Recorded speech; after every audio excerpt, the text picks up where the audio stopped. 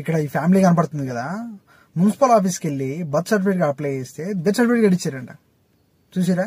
అంటే ఎంతగానో బిజీగా ఏముంటారో నాకు అర్థం కాదు. నేను కూడా రీసెంట్గా ఒక మీ సేవకి వెళ్ళి నా కొడుకుది ఇట్లా నేమ్ కరెక్షన్ చేయాలమ్మా అంటే ఏమంటుందంటే, మీ పేర్లో డాట్ ఉందండి, గ్యాప్ ఉందండి, అట్లా గ్యాప్ ఉండొద్దు, మీ సన్నది మీది ఒకటేలాగా ఉండాలండి, లౌడ్ అండి, లెసన్ అండి అంటే మరి మీది పీకనికులరా?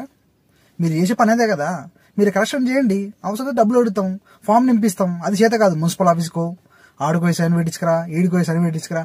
నాకు అర్థం కాదురా, మీ సేవలకు గవర్నమెంట్ డాక్టర్తో పని ఏందిరా నాకు అర్థం కాదు. గవర్నమెంట్ సైన్ ఉండాలంట, గ్రీన్ కార్డ్ సైన్ ఉండాలంట. ఆ సైన్ వచ్చి పెడుతుందా, మారుస్తుందా? ఇవన్నీ డబ్బులు ఆడిస్తున్నా మేము ఇస్తున్నామా? గవర్నమెంట్ ఆఫీసర్ కడుకోయి ఈ సైన్ చేయించుకుంటా అంటారు, డబ్బులు ఆడగడతారా మేము కడతామా?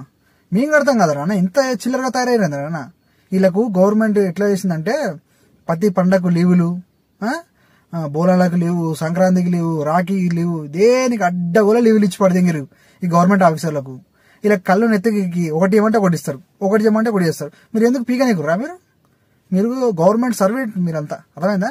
గవర్నమెంట్ ప్రత్యేకంగా మీకు వాళ్ళు కూలి పని చేసి మీకు గవర్నమెంట్ జీతాలు ఇస్తలేదు, మీకు ఇచ్చేది మేము ట్యాక్స్ పే చేస్తున్నాం. మేము మా వల్ల మీకు మీ ఇంట్లో గడుస్తుంది, అది గుర్తుపెట్టుకోండి. అది వదిలేసి ఆడుకో సైన్ పెట్టించుకురా, ఈడుకో ఆడుకో, మరి మీరు ఎందుకు పీకనీకురా?